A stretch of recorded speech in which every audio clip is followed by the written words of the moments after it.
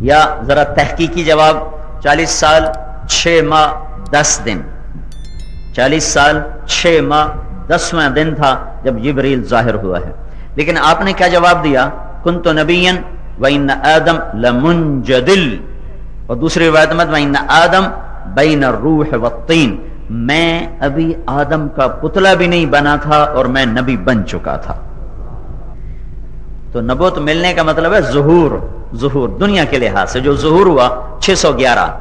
یہ جب سے نبیوں کا سلسلہ شروع ہوا یہ پہلا موقع ہے کہ 600 سال میں کوئی توحید کی آواز نہیں گونجی. تو شیطانی ہواؤں نے سارا انسانی گھونسلہ توحید کا، محبت کا، تقوی کا، بندگی کا، یہ جتنے تنکے نبیوں نے اکٹھے کیے تھے نا وہ سارے اڑا کے رکھ دیے اور انسانیت کا گھر اڑ پڑ گیا.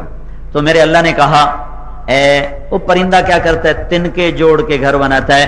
تو میرے اللہ نے کہا اے انسانوں کو انسانوں سے جوڑ کر انسانیت کا گھر بنانے والے، قم اٹھ جا، تیرے تو پھیلیے گھر پھر سے آباد ہوگا. حضرت محمد صلی اللہ تبارک و تعالی علیہ وسلم کی ہستی وہ میرے اور میرے رب کے درمیان واسطہ ہیں. ان کے پیچھے چلوں گا تو اللہ تک پہنچ جاؤں گا، ان کے پیچھے نہ چلا اللہ کو نہیں پا سکتا. نوح علیہ السلام سے ان کی قوم نے کہا اِنَّا لَنَرَاكَ فِي ضَلَالٍ مُبِينٍ، تو نوح علیہ السلام نے کہا یا قوم لیس بی ضلالہ، میری قوم میں گمراہ نہیں. وہ کہنے کہ تو گمراہ ہے، کہ نہیں میں گمراہ نہیں. ہود علیہ السلام سے ان کی قوم نے کہا اِنَّا لَنَرَاكَ فِي صَفَاحَةٍ، ہمارے نبی کو بھی لوگوں نے کہا یہ پاگل ہے. تو اس کا جواب ہمارے نبی نے نہیں دیا، ان کے جواب دینے سے پہلے اللہ خود جواب دینے کے لیے زمین پر آیا. لوگوں نے کہا اِنَّا لَتَارِكُ يَا أَيُّهَا الَّذِي نُزِّلَ عَلَيْهِ الذِّكْرُ إِنَّكَ لَمَجْنُونَ. وہ کہا گیا تھا ہود علیہ السلام سے آپ پاگل ہو، تو میرے آپ کے نبی کو قریش نے کہا تم پاگل ہو. تو جواب میں قرآن آیا، قرآن اور قسمیں اٹھاتا ہوا آیا، نون والقلم وما یسطرون، مجھے قسم ہے قلم اور اس کی تحریر کی، ما انت بنعمت ربک بمجنون، وہ یہ میرا نبی دیوانہ نہیں ہے. واہ واہ، جس کا وکیل صفائی اللہ، وہ کیسا صاف ہوگا. کیوں بھائی؟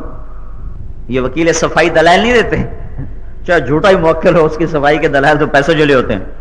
جواب دائر کیا دنیا کی عدالت میں، والنجم اذا ہوا ما ضل صاحبكم وما غوا وما ينطق عن الهوى ان هو الا وحي يوحى علمه شديد القوى ذو مرة فاستوى وهو بالافق الاعلى ثم دنا فتدلى فكان قاب قوسين او ادنى فاوحى الى عبده ما اوحى ما كذب الفؤاد ما راى افتمارونه على ما يرى ولقد رآه نزلة اخرى عند سدرة المنتهى عندها جنة المأوى إذ يغشى السدرة ما يغشى ما زاغ البصر وما طغى لقد رأى من آيات ربه الكبرى.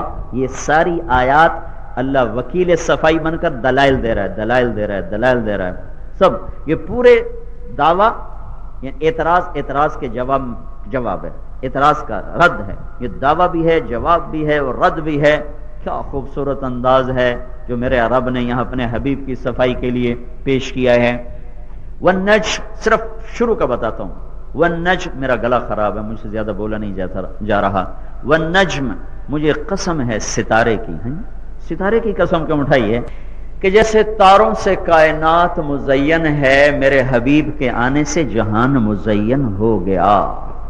والنجم، جیسے تاروں سے سیاہ رات روشن ہوتی ہے، میرے حبیب کے آنے سے سیاہ جہان روشن ہو گیا.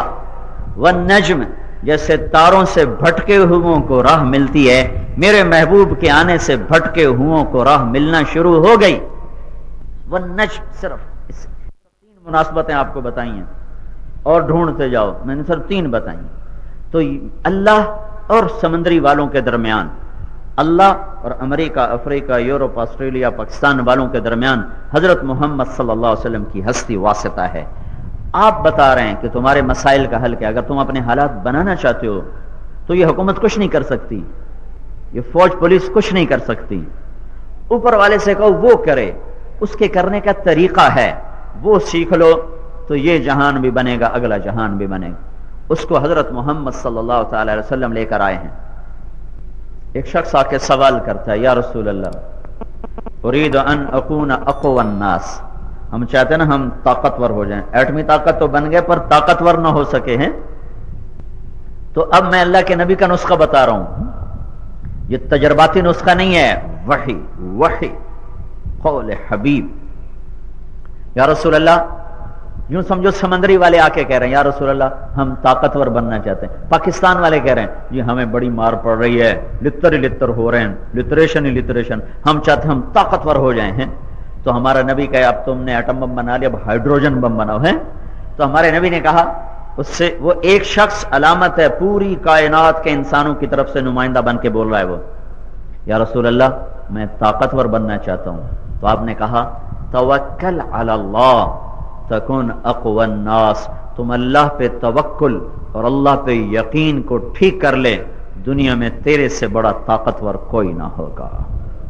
یقین محکم، یقین مثل خلیل آتش نشینی، یقین اللہ مستی خود گزینی، سنے تہذیب حاضر کی گرفتار، غلامی سے بتر ہے بے یقینی، غلامی سے بدتر ہے بے یقین ہو جانا. چمی گویم مسلمانم بلرزم کہ دانم مشکلات لا الہ را، تیرا لا الہ الا ہے لغت غریب جب تک تیرا دل نہ دے گواہی، جب تک یہ دل نہ بولے لا الہ الا اللہ، اس وقت تک ہر چیز ہمیں ڈرائے گی، ہر چیز سے ہم ڈریں گے. اور جب یہ دل کہے گا اللہ تو ہر چیز دبے گی. تو یہ نسخہ بھائی تجربہ کیا نہیں ہے بھائی تجربہ کر لو، یہ کوئی حکیم کا نسخہ ہے لو جی تجربہ کرو، یہ میرے محبوب کا نسخہ ہے. تجربے کی نیت سے کرنے والے کا ایمان چلا جائے گا، کہنے والا سچا ہے. ہائے ہائے. ابو ذر رضی اللہ تعالیٰ عنہ وہ شخص ہیں جن کے بارے میں میرے نبی نے فرمایا کہ ابو ذر کے بارے میں جنت اللہ سے سوال کرتے یا اللہ ابو ذر تو مجھے عنایت فرما، اور علی تو مجھے عنایت فرما، اور سلمان تو مجھے عنایت فرما. یہ چار آدمی ایسے ہیں جن کو جنت خود اللہ سے مانگتی. ہم تو اللہ سے جنت میں یا اللہ جنت دے دے، اور جنت اللہ سے کہتی مجھے علی دے دے، مجھے سلمان دے دے، مجھے ابو ذر دے دے. ایک روایت میں عمار کا نام آتا ہے، ایک میں مقداد کا نام آتا ہے. تو یہ وہ شخص ہیں جنگل میں مر رہے تھے، ان کی بیوی کہنے لگی اب میں ایک عورت ذات، ایک بیٹی، تجھے کفن، تیری قبر، تیرا جنازہ کون کرے گا؟ کہنے لگے ما کذبت وما کذبت، اللہ کی بندی نہ میں تمہیں جھوٹ بتا رہا ہوں، نہ کہنے والے نے مجھے جھوٹ کہا تھا کہ اس سے بڑا سچا دھرتی پہ کوئی نہ تھا. میں ایک محفل میں تھا، میرے نبی نے فرمایا تھا ایک شخص اس محفل میں ایسا ہے جو اکیلا رہے گا، اکیلا مرے گا، قیامت کو اکیلا اٹھے گا، اس کا جنازہ مسلمانوں کی ایک جماعت پڑھے گی. سارے میرے اس محفل کے ساتھی مر گئے شہروں میں جنگل میں مر رہا ہوں، کوئی ضرور آئے گا. وہ کہنے لگی کہاں سے آئے گا؟ ادھر کمزور یقین ہے، ادھر آئے گا، جاؤ راستے پر بیٹھو، کوئی آئے گا. ایک دن، دو دن، تیسرا دن موت کی دستک تیز ہوتی نظر آئی تو بیٹی کو بلایا کہ بیٹی میرا جنازہ پڑھنے لوگ آ رہے ہیں، تم بکرا ذبح کرو، گوشت چڑھاؤ، ان کے آنے تک کھانا تیار کرو، میری موت تمہیں مہمان نوازی سے غافل نہ کر دے. بیٹی نے کہا چلو ہن پیو مردہ پہ پتہ نہیں کملا ہو گیا کی ہو گیا، چلو میں ایک بکرا کوئی چھڑا. وہ اپنے کام میں لگ گئی. تیسرا دن ہے، ان کی بیوی دروازے راستے پر بیٹھی، اچانک ادھر سے گرد اٹھا. جب گرد چھٹا تو 20 اونٹنیوں پر سوار لوگ احرام باندھے ہوئے تیزی سے جا رہے ہیں. تو اس نے ایسے کھڑے ہو کے اشارہ کیا، انہیں ویرانے میں عورت کو دیکھا، لوٹ کے آئے، کہنے لگی کون ہو؟ کہا ایک اللہ کے نبی کا ساتھی مر رہا ہے، اس کا جنازہ پڑھو گے؟ کون سا ساتھی؟ کہا ابو ذر. تو سب کی چیخیں نکل گئیں. کہا ہائے ہمارے ماں باپ ابو ذر پہ قربان. کدھر ہیں؟ کہا وہ سامنے. یہ کون لوگ تھے؟ عبداللہ بن مسعود رضی اللہ تعالیٰ عنہ اور ان کے 19 ساتھی. یہ عمرے کے لیے جا رہے تھے مکہ، تو یہ شارٹ کٹ تھا، یہ راستہ صرف حج کے دنوں میں چلتا تھا، یا کوئی صحرا کا ماہر وہاں سے چلے، عام آدمی چلتا تھا تو بھٹک کے مر جاتا تھا. تو وہ اس شارٹ کٹ پہ جا رہے تھے، اور شارٹ کٹ پہ اصل کیوں جا رہے تھے؟ میرے نبی کی بات سچی ہونی تھی کہ ابو ذر کے جنازے کا انتظام کیا جا رہا ہے۔ جب یہ لوگ پہنچے تو ابو ذر کہنے لگے آ گئے ہو، میں تو پہلے ہی کہہ رہا تھا آئیں گے۔ تو جب جنازہ پھر ان کا انتقال ہو گیا، جنازہ ہو گیا، دفن کفن سب فارغ ہو گئے، جب چلنے لگے تو ان کی بیٹی نے عبداللہ بن مسعود سے کہا عام ہلم الی الطعام، چچا کھانا تیار ہے۔ وہ حیران کہ اتنی جلدی کیسے پکا لیا؟ کہ نہیں میں تو صبح سے پکا رہی تھی۔ کہ ہمارے آنے کی خبر کس نے دی؟ کہ ابا نے کہا تھا میرا جنازہ پڑھنے کچھ لوگ آئیں گے، ان کا کھانا تیار کھا۔ تو عبداللہ بن مسعود رونے لگے، کہنے لگے واہ ابو ذر تو نے مر کے بھی سخاوت نہ چھوڑی۔ تو کہنے والا سچا ہے، اس لیے کہہ رہا ہوں۔ سمندری والے کہتے ہیں ہم طاقتور بننا چاہتے ہیں، پاکستان والے کہتے ہیں ایٹم بم تو بنایا طاقتور پھر بھی نہیں بن سکے، تو ہم طاقتور بننا چاہتے ہیں۔ تو میرا نبی کہہ رہا ہے توکل توکل توکل، اللہ پہ یقین لاؤ، سب سے بڑے طاقتور بنو گے۔ وہ کہتا ہے ارید ان اکون اکرم الناس، یا رسول اللہ میں چاہتا ہوں سب سے زیادہ میری عزت ہو، میری عزت ہو۔ ساری امت بھی ذلیل ہے، فرد بھی ذلیل ہے، یہ جھنڈے کی گاڑیاں ان کو عزت نہ سمجھو، یہ آگے پیچھے ہوٹر اور یہ کوئی عزت نہیں ہے، یہ سب ذلت کے مارے ہوئے انسان ہیں۔ وہ کہتا میں چاہتا ہوں یا رسول اللہ مجھے عزت ملے اور سب سے زیادہ عزت ملے۔ تو میرے نبی نے کہا سمندری والو کہہ رہے ہیں بدو کو فرمان 14ویں صدی کے بعد آپ کی طرف، میری طرف، پاکستان کی طرف، امت کی طرف، ساری امت ذلیل ہے، عرب و عجم ذلیل ہیں، عزت پہ آنا چاہتے ہیں، عزت لینا چاہتے ہیں، آپس میں بھی ساری دنیا کے انسانوں کے آگے بھی اوپر ہونا چاہتے ہیں، عزت لینا چاہتے ہیں۔ تو میرے نبی نے فرمایا لا تشکو من امرک شیئا الی الخلق تکن اکرم الناس، اپنا ہاتھ اللہ کے آگے پھیلاؤ، اللہ کے سوا کسی کے آگے ہاتھ نہ پھیلاؤ، سب سے زیادہ اللہ تمہیں عزت والا بنا دے گا۔ ہاتھ نہ پھیلاؤ، ہاتھ مٹھی بند کر لو۔ دیکھو اللہ کے سامنے کوئی حاجت نہ چھوڑو، ساری سناؤ، اور مخلوق کے آگے گونگے بن جاؤ، کچھ نہ بتاؤ۔ ہمارے جو مسلمان حکمران ہیں وہ غیر مسلموں کے سامنے سائل بن کر کھڑے ہوئے ہیں، ہم ایک دوسرے کے سامنے سائل بن کر کھڑے ہوئے ہیں، ہم ایک دوسرے کے آگے فقیر بن کر کھڑے ہوئے ہیں۔ یہ سارے اپنے ہاتھ نیچے کر کے اللہ کے آگے پھیلا دیں تو میرا نبی کہتا ہے اللہ تمہیں عزت دے کے دکھا دے گا۔ وہ کہتا ہے یا رسول اللہ ارید ان اکون اغنى الناس، میں چاہتا ہوں میں سب سے بڑا غنی ہو جاؤں، سب سے بڑا غنی ہو جاؤں۔ تو آپ نے فرمایا کن قانعا تکن اغنى الناس، لالچ چھوڑ دے، طمع چھوڑ دے، حرص چھوڑ دے، تجھ سے بڑا غنی دھرتی پہ کوئی نہ ہوگا۔ ہارون رشید پانی پی رہا تھا، محمد بن سماک پاس بیٹھے تھے، ان سے کہنے لگا یہ ایک بڑے محدث ہیں، کہنے لگا مجھے کوئی نصیحت تو کرو۔ کہنے لگا یہ بتاؤ یہ گلاس پانی صحرا میں تجھے نہ ملے اور تو مرنے پر آ جائے تو اس ایک گلاس کی کیا قیمت دو گے؟ کہنے لگا آدھا ملک دے دوں گا، پانی لے لوں گا۔ یہ آپ کو معلوم ہونا چاہیے کہ سمندری بھی ہارون رشید کی حکومت کے تابع تھا، یہ وہ دور ہے۔ کہنے لگا پی لو، اس نے پی لیا۔ پھر وہ کہنے لگا اچھا یہ بتاؤ یہ پانی تیرے مثانے میں اٹک جائے اور تو تڑپ جائے اور ایک آدمی کہے میں تیرا پیشاب نکالتا ہوں، کیا دو گے؟ کہنے لگا باقی آدھا ملک اس کو دے دوں گا۔ تو وہ کہنے لگے ہارون جس ملک کے آدھے کی قیمت چند گھونٹ پانی ہو اور دوسرے آدھے کی قیمت چند قطرے پیشاب ہو، اس کی خاطر اللہ کو ناراض نہ کر دینا، اس کی خاطر جنت کو نہ بھلا دینا۔ تو میرے آپ کے نبی نے فرمایا حرص چھوڑ دے، ہوس چھوڑ دے، طمع چھوڑ دے، سب سے بڑا غنی بنے گا۔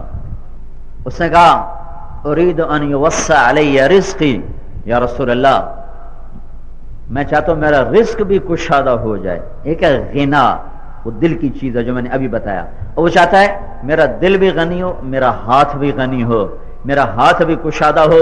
تو یا رسول اللہ ارید ان یوسع علی رزقی، میں چاہتا ہوں میرا رزق کھل جائے. سبحان اللہ. ہمارے نبی نے فرمایا ادم علی الطہارہ یوسع علیک رزقک، با وضو رہا کر اللہ تیرا رزق کھول دے گا. ابے با وضو رہنے کے لیے کتنا زور لگانا پڑتا ہے؟ با وضو رہو، جب ٹوٹے کرو، جب ٹوٹے کرو. ایک تو اللہ کا نبی کا یہ وعدہ سچا ہوگا، رزق بڑھے گا. دوسرا، ایک دفعہ شیطان ہمارے نبی کی خدمت میں حاضر ہوا تو آپ نے اس سے پوچھا تیرے دشمن کتنے ہیں؟ کہنے لگا 15 دشمن. آپ نے پوچھا کون کون سے؟ کہنے لگا پہلے نمبر پر تو آپ ہی ہو، پہلا دشمن تو میرے آپ ہو. پھر کہنے لگا وہ مسلمان جو 24 گھنٹے باوضو رہتا ہے وہ بھی میرا بڑا دشمن ہے. تو میرے بھائیوں، حضرت محمد صلی اللہ تعالی علیہ وسلم ایک پاک زندگی لائے، پاک. یہ وہ اصول ہیں جن کو سیکھنا پڑے گا. انہوں نے کہا یا رسول اللہ اريد ان تستجاب دعوتی، میں چاہتا ہوں میری دعائیں قبول ہوں. سنتے ہیں کانوں سے، کتھے رب ساڈی تو سندا ہی نہیں پیا، انہی کانوں سے سن رہے ہیں. رب کتھے گیا؟ سندا ہی نہیں پیا ہے. رب ہے، سندا بھی پیا ہے، گل تو سنو آکھی کی جاندا ہے. یا رسول اللہ اريد ان تستجاب دعوتی، میری دعائیں قبول ہوں. آپ نے کہا اشتنم من اکل الحرام تستجب دعوتک، حرام کھانا چھوڑ دے، اللہ تیری دعائیں عرشوں پہ اٹھا لے گا. جب لقمہ ہی حرام ہو تو میرا اللہ تو سنتا ہے، پر وہ شرط لگا روٹی تو حلال کھاوت میں سن سمی صحیح. اشتنم من اکل الحرام تستجب دعوتک، حرام کھانا چھوڑ دے، اللہ تیری دعائیں اوپر اٹھائے گا. میں کہا یا رسول اللہ اريد ان اكون اعلم الناس، میں چاہتا ہوں میرا علم بھی بہت ہو جائے. تو آپ نے لمبی کتابیں پڑھنے کی بجائے فرمایا اتق اللہ تکن اعلم الناس، تو تقوی اختیار کر، سب سے بڑا عالم بن جائے گا. یا رسول اللہ اريد ان احشر فی نور یوم القیامہ، میں چاہتا ہوں جب قیامت کے دن اٹھوں تو روشنی ہو میرے چاروں طرف. تو ہم نے کہا لا تظلم احدا، کسی پہ سمندری میں ظلم نہ کرنا، جب تو قیامت میں اٹھے گا تو نور ہی نور ہوگا تیرے چاروں طرف. اريد ان یسترنی ربی یوم القیامہ، یا رسول اللہ میں چاہتا ہوں میرے گناہوں کا کسی کو پتہ نہ چلے، میرے گناہوں پہ پردہ پڑ جائے. تو میرے نبی نے فرمایا استر عیوب اخوانک یسترک ربک یوم القیامہ، تو اپنے مسلمان بھائیوں کے عیب چھپایا کر، اللہ تیرے عیب چھپائے گا. ایسے نہ دوربینیں پھیٹ کر او کی کیتی جاندا ہے، او کی کیتی جاندا ہے، او کی کیتی جاندا ہے. اوروں کی برائیاں دیکھنا چھوڑو، وہ معاشرہ کبھی نہیں عزت پا سکتا جو اوروں کی پگڑیاں اچھالنے کو اپنا شعار اور اپنا وتیرہ بنا چکا ہو. عیب چھپاؤ، عیب چھپاؤ، اچھالو نہیں، چھپاؤ. ایک عادی مجرم چور ہے، اس کی بات نہیں کر رہا ہوں. غلطی بڑے سے ہوتی ہے، نیک سے ہوتی ہے، شریف سے شریف عورت سے بھی خطا ہوتی ہے، اور متقی سے متقی شخص سے بھی جرم ہوتا ہے. اس کو اچھالو نہیں، چھپاؤ. ہمارے نبی کے سامنے آ کر ایک شخص نے کہا میں نے زنا کیا ہے، مجھے پاک کریں، میرے اوپر حد لگائیں. آپ نے یوں منہ پھیر کر کہا چلے جاؤ، تو نے زنا کوئی نہیں کیا، چلے جاؤ. یہ بتایا جا رہا ہے کہ عیب چھپائے جاتے ہیں. والضحى واللیل اذا سجا، ایک ترجمہ تو مشہور ہے دن کی قسم رات کی قسم. دو ترجمے امام راضی نے کیے ہیں. امام راضی وہ بتا رہا ہوں، والضحى تیرے روشن علم کی قسم، واللیل اذا سجا تیری ستاری کی چادر کی قسم جس میں تو اپنی امت کے گناہ گاروں کو چھپا لیتا ہے. والضحى تیرے روشن چہرے کی قسم، واللیل اذا سجا تیری سیاہ زلفوں کی قسم. یہ دو ترجمے امام راضی نے اپنی تفسیر میں کیے. ہمیں کہا عیب چھپاؤ، تمہارے چھپائے. کہ یا رسول اللہ اريد اللہ یفضحنی ربی یوم القیامہ. سنو ایک بڑا نسخہ آ رہا ہے کہ یا رسول اللہ میں ذلت سے بچنا چاہتا ہوں. غور سے سنو بھائیو، میں ذلت سے بچنا چاہتا ہوں، میں ذلت سے بچنا چاہتا ہوں. آپ دیکھ رہے ہو ہم کیسے ذلیل ہو رہے ہیں. بھائی کوئی دلیل کی ضرورت ہے اس کے لیے ہے؟ میرے نبی نے کہا احفظ فرجک من الزنا، زنا چھوڑ دے، اللہ ہر ذلت سے نکال لے گا. جس معاشرے میں زنا کے اڈے قائم ہو گئے اس معاشرے کو ذلت سے کوئی طاقت نہیں بچا سکتی. احفظ فرجک من الزنا لا یفضحک ربک یوم القیامہ، تو زنا چھوڑ دے، یعنی سارا معاشرے سے زنا نکل جائے تو اللہ اس معاشرے کو ذلت سے نکال کر عزت کی چوٹیوں پر پہنچا دے گا۔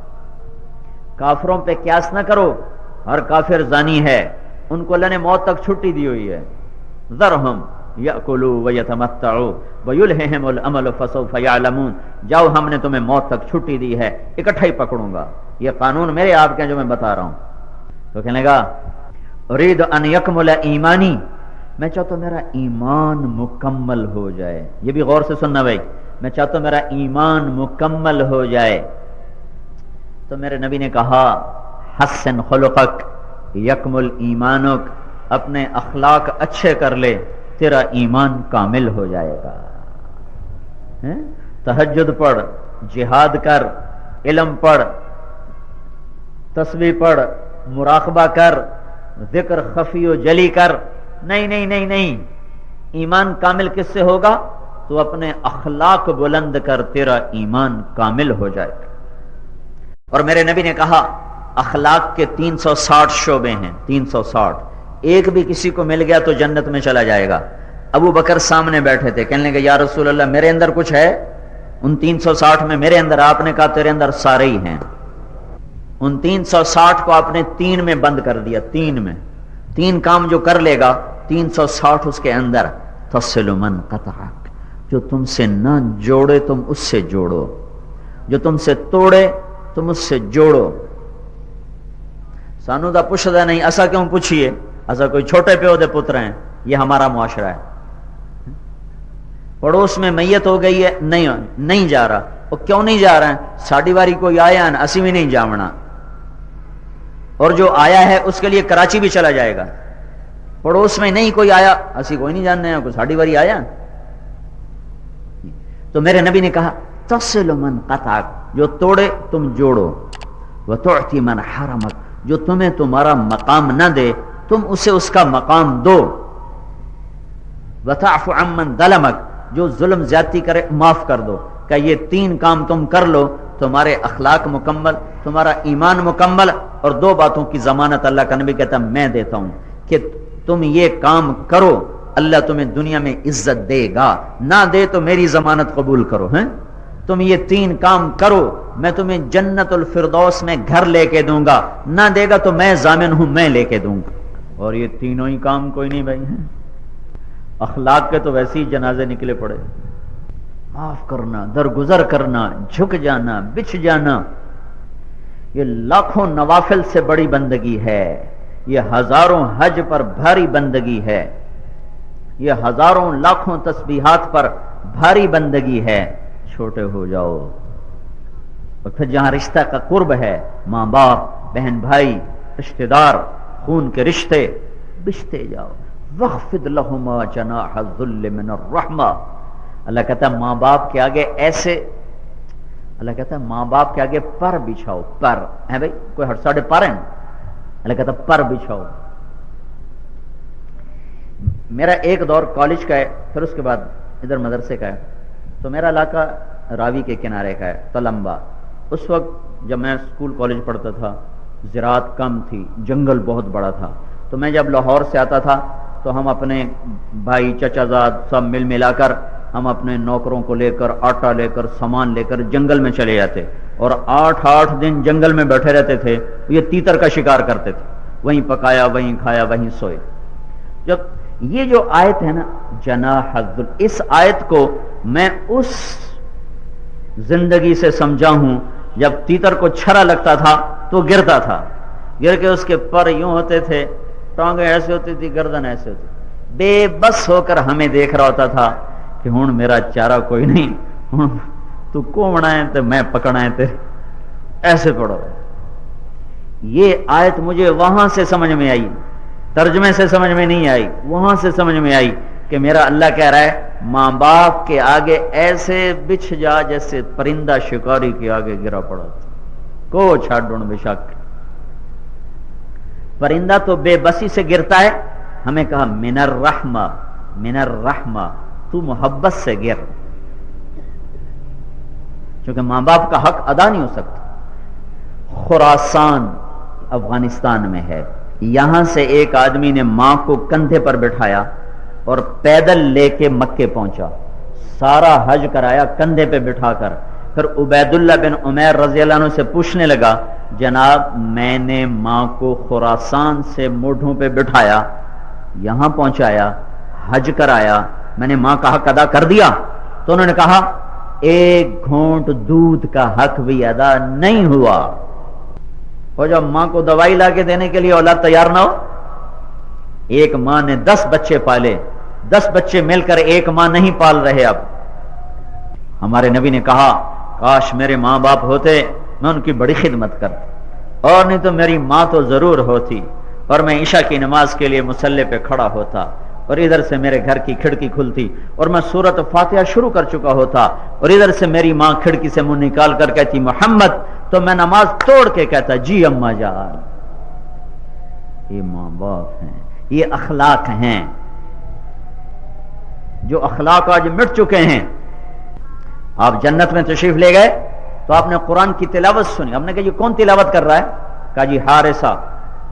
کہا حارثہ تو مدینے بیٹھا ہے, تو اتنے تلاوت کتوں آ گئی؟ ویکو نا, اگر 10-15-20 ہزار دا مجمع ہے تو ایڈے بڑے سپیکر لگے ہوئے ہیں.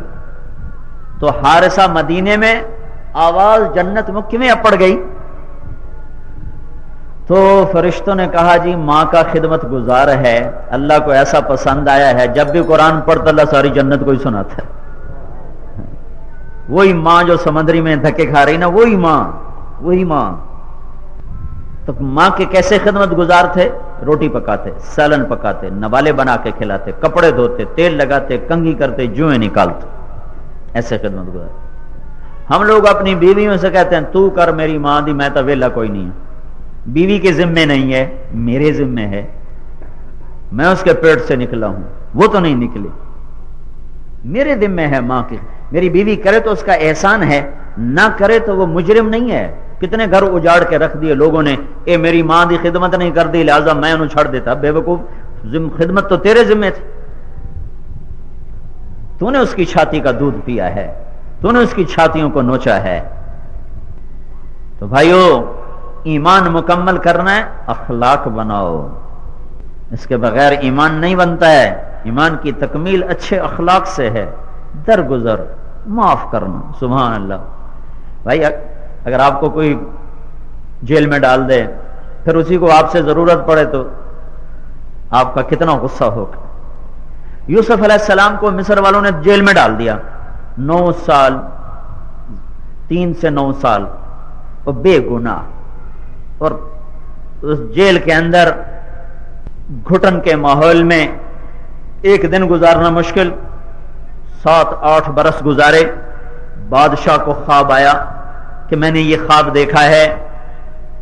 تو وہ قیدی کہنے لگا, ایک قیدی جیل میں تعبیر بتاتا ہے جس کو یوسف علیہ السلام نے کہا تھا اذکرنی عند ربک, وہ وہاں سے یوسف علیہ السلام کے پاس آتا ہے. اب یوسف علیہ السلام کے ذمے تھا انسانی ناطے کہ دفع ہو جاؤ, میں تو ان کو تعبیرہ, میں نے قید کی تھی, بیٹھو, میں تعبیرہ کیوں دے, میں جاؤ جاؤ. دشمن کا بھی بھلا چاہا, ان کو تعبیر بھی بتائی, ان کو تدبیر بھی بتائی. صرف یہی نہیں کہا 7 سال قحط 7 سال بارش, تو طریقہ بتایا کہ ایسا کرو, 7 سال بارشیں ہوں گی, غلہ جمع کر لو اور اس کو خوشوں میں رکھو, اسے جدا نہ کرو ورنہ اسے گھن کھا جائے گا. جتنا ضرورت کا ہے مروڑ کے نکال کے کھا لو, باقی ایسے رکھو. پھر 7 سال قحط کے آئیں گے تو اس میں تھوڑا تھوڑا کر کے وہ کھاتے رہنا. پھر اگلا سال آئے گا جب بارش ہوگی, پھر اللہ تعالیٰ دوبارہ دے گا. کوئی دشمن کو بھی یہ تدبیریں بتاتا ہے, یہ نبی کے اخلاق ہیں جو قید کرنے والوں کو بھی طریقے بتا رہے ہیں نجات کے. تو بھائیو, حضرت محمد صلی اللہ تعالی علیہ وسلم کی پاک زندگی, یہ ہے سارے مسائل کا حل.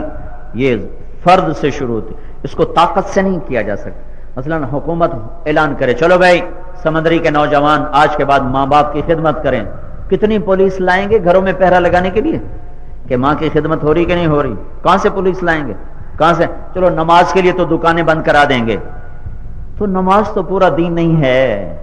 24 گھنٹے کا دین حکومت کہاں سے قائم کرے گی؟ شمع بجھ چکی ہو تو جلانے سے فروزہ ہوتی ہے, ڈانڈے سے نہیں ہوتی. تو بھائیو یہ تبلیغ کا کام حضرت محمد صلی اللہ علیہ وسلم کی پاک زندگی کو سیکھنے اور پھیلانے کی محنت ہے. یہ کرو، اللہ عالم کو دوبارہ ہدایت سے روشن کرے گا.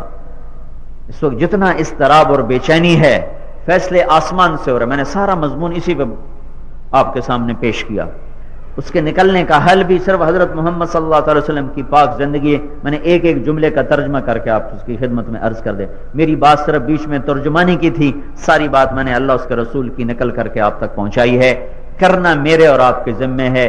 اس کو کرنا بھی ہے، اس کو سیکھنا بھی ہے، اس کو آگے پہنچانا اور پھیلانا بھی ہے کہ یہ آخری امت ہے، آخری دین ہے، آخری کتاب ہے. 6 بر اعظم کے بسنے والے انسانوں کو لا الہ الا اللہ کا سبق سکھانا، پہنچانا، یہ ہماری ذمہ داری ہے. اس کو لے کر سیکھو اور پھرو اور چلو، آواز لگاؤ، صدا لگاؤ. خود بھی جاگو گے، اوروں کو بھی جگاؤ گے. خود بھی عمل کی اللہ توفیق دے گا، اور بھی عمل پر آئیں گے، اور اللہ کے فضل و احسان سے اللہ ہدایت کی ہوا چلائے گا. اور وہ چلنے کو اتنا بڑا مجمع کبھی تصور نہیں تھا. ہمارے آگے تو 10 آدمی بیٹھے ہوتے تھے، وہ بھی کہتے تھے ابا جا کی بکواس کی تھی جاننا، انہی کانوں سے سنا ہوا، انہی کانوں سے سنا. اور ایسے مسجدوں میں سے بستر اٹھا کے باہر، میں اس مولوی کی شکل آج تک نہیں بھول سکا جو میں ماں بہنوں کی گالیاں دے رہا تھا، اور مسجد سے ہمارے بستر اٹھا کے باہر پھینک رہا تھا اور کہا تسی کافر ہو، تسی وہابی ہو، تسی پتہ نہیں کیا ہو. اور میں نیا تبلیغ، بالکل نیا، پہلا سفر میرا رائمنڈ سے. میں کو کتنے مر گئی تو نوی مصیبت نو پہ گئے. لیکن میں خود تجزیہ کر رہا تھا. میں بالکل نیا تھا تو میں تجزیہ کر رہا تھا کہ یہ کہتا ہے ہم عاشق رسول ہیں. یہ کیسا بے وقوف ہے، اپنے آپ کو عاشق رسول کہتا ہے اور مسجد میں ماں بیٹیوں کی گالیاں دے رہا ہے اور مسافروں کے بستر اٹھا کے مسجد سے باہر پھینک رہا ہے. اور جن کو کہہ رہا ہے یہ گستاخ رسول ہیں، وہ گالیاں سن کے بھی چپ کھڑے ہوئے ہیں اور اس کو دعائیں دیتے جا رہے ہیں. تو میرا خود ذہن کہہ رہا تھا یہ گستاخ ہے، یہ محبت کرنے والے ہیں. تو اللہ تعالیٰ نے یہ دور آنکھوں سے دکھایا کہ خلقت کا رخ پھر گیا. اس کے پیچھے لمبی قربانیوں کی اصلاح داستان ہے، صرف بیان تقریر نہیں ہے. بڑے قدم اٹھے ہیں اور بڑی جانیں کھپی ہیں، ہزاروں شمعیں جلتی ہیں اور لاکھوں پروانے قربان ہوتے ہیں، تب جا کر صبح صادق کے آثار ظاہر ہوتے ہیں. تو یہ صرف تقریری قصہ نہیں ہے، قربانیوں کی داستان ہے. کرو گے اللہ چمکائے گا. صبح ہونے کو ہے، ہدایت کا نظام چلنے کو ہے. توبہ کریں، اللہ کی طرف رجوع کریں اور لوگوں کو توبہ کروائیں. تو جب اللہ پاک کی طرف سے کوئی بھی نظام چلا تو وَأَنْجَيْنَا الَّذِينَ يَنْهَوْنَ عَنِ السُّوءِ، اللہ انہیں بچائے گا جو اس کے لیے دھکے کھا رہے ہوں گے. تو اس وقت ساری دنیا سے توبہ کرانے کی ضرورت. خود بھی توبہ کریں، اپنے بھائی بہن رشتہ داروں سے تو پاؤں پکڑ کے منت کر کے. دیکھو دل کی دنیا مر چکی ہو تو حکومت اسے زندہ نہیں کر سکتی. زمین بنجر ہو تو پانی لگائے بغیر، ہل لگائے بغیر اس میں دانہ نہیں اگتا ہے. تو ہم سب آج مل کر اجتماعی طور پہ توبہ کریں. اجتماعی طور کی توبہ اللہ کو بڑی پسند ہے. اور مجھے نظر بھی آ رہا ہے اکثر نوجوان بیٹھے ہیں، بہت کم سفید بالوں والے نظر آ رہے ہیں. تو میں سارے بھائیوں کی خدمت میں ہاتھ جوڑتا ہوں. آج چلہ 3 چلہ تو چلو اپنی ترتیب سے دو گے، لیکن توبہ تو سارے کر کے اٹھو یہاں سے. ٹھیک ہے نا بھائی؟ توبہ کی نیت کرتے ہو سارے بھائی؟ پکی نیت؟ تو کہو اپنی زبان سے یا اللہ میری توبہ. ایک دفعہ اور کہہ دو یا اللہ میری توبہ. ایک دفعہ اور کہہ دو یا اللہ میری توبہ. دیکھو ایک آدمی توبہ کرے نا تو 7 آسمان میں روشنیاں ہو جاتی ہیں، اور فرشتے کہتے ہیں یہ روشنیاں کیسی ہیں؟ تو اللہ کی طرف سے جواب آتا ہے آج ایک بندے نے رب سے صلح کر لی ہے، اس کی خوشی میں ہے. جب یہ 15-20 ہزار کا مجمع توبہ کرے گا اور آسمان پہ کیا چراغاں ہوگا اور اللہ کتنا خوش ہوگا. اور جس نے دل سے کر لی ہے، دل سے کر لی، اس کو مبارک ہو کہ اللہ نے عرش پر اس کا نام لے کر اعلان کیا ہے فرشتو فلاں فلاں کا بیٹا توبہ کر گیا، تم گواہ رہو میں نے سارا ہی معاف کر دی. اب صرف 2 چیزیں باقی ہیں. اگر فرض نہیں ادا کیے ہوئے تو ان کی قضا باقی. نمازیں نہیں پڑھی، روزے نہیں رکھے، زکوٰۃ نہیں دی، سب معاف ہو گیا. گناہ قضا باقی ہے. قضا نماز، قضا روزہ، قضا زکوٰۃ، تھوڑا تھوڑا کر کے زکوٰۃ دیتے رہو. اور سردیوں میں روزے رکھ لیے، گرمیوں میں چھوڑ دیے، سردیوں میں قضا بھی آسان ہے، ایک نماز کے ساتھ ایک پڑھتے جاؤ۔ ایک آدمی نے 30 سال سے نماز نہیں پڑھی تو وہ کہاں پوری کرے گا؟ 50 سال کی عمر میں توبہ کر رہا ہے، 60 سال کی عمر میں توبہ کر رہا ہے، تو 30 سال کی قضا کہاں سے دے گا؟ ہر نماز کے ساتھ ایک نماز قضا پڑھ لیا کرو۔ اللہ تعالیٰ کوئی کاروباری نہیں بھی ٹکے تے ٹکا رکھ کے حساب کرے، وہ تو بس دیکھتا ہے بھائی ٹھیک ہے کر رہے، چل بھائی جاندی کرو کی پوچھنا، لیکن کرے ہی نہیں۔ اللہ آپ پہ بخشش سی، اللہ آپ پہ بخشش سی، یہ شیطان کا دھوکہ ہے، یہ شیطان۔ اللہ بڑا غفور ہو رہے ہیں مولوی صاحب، ایویں ڈرائی جاندے ہو۔ میں نے کہا پھر امام حسین کا سر تو ایویں ہی نیزے پہ چڑھ گیا، اس کو کسی نے یہ نسخہ ہی نہ بتایا، سمندری والے امام حسین کو بتا دیتے، کیوں جان کھپائی جاننا ہے تو پتر قربان کیتی جانا ہے۔ اللہ بڑا غفور الرحیم ہے، چھڑ برا قصہ کہانی۔ یا وہ نادان تھے یا ہم نادان ہیں، کوئی ایک تو ضرور نادان ہے۔ اب ان کو نادان کہو تو ایمان سے خالی ہو جاؤ گے، لہذا ہم ہی نادان ہیں۔ اور یہ وہ لوگ تھے جن کو اللہ کے نبی نے ماں کی گود میں کہا تھا حسن اور حسین جنت کے نوجوانوں کے سردار ہیں، پھر انہوں نے سر نیزے پہ چڑھا دیا اور معصوم بچوں کو آنکھوں کے سامنے ذبح ہوتے دیکھا ہے، اف نہیں، صرف عبداللہ کے مرنے پر دل کٹا ہے اور اس کا خون اپنے 2 سال کا بچہ تھا، اس کا خون ہاتھوں میں لے کر ایسے آسمان کی طرف بلند کیا، کہ مولا اگر تو اس حال پہ راضی ہے تو میں بھی راضی، لیکن ان سے تو بدلہ ضرور لینا، میں تو نہیں لے پا رہا، تو ان سے بدلہ ضرور لینا۔ تو نا امیدی بھی کفر ہے اور دلیری بھی کفر ہے، ساڑی تاری بخشش ہی کوئی نہیں، یہ بھی کفر ہے۔ اللہ پہ معاف کر سی ہمیں نہ ڈراؤ، یہ بھی کفر ہے۔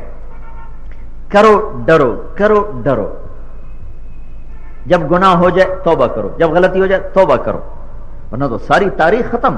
ایک آدمی رات کو اٹھ کے رو رہا ہے، ایک رات کو چوری کرنے جا رہا ہے، دونوں کو اللہ ایک جیسا کر دے گا۔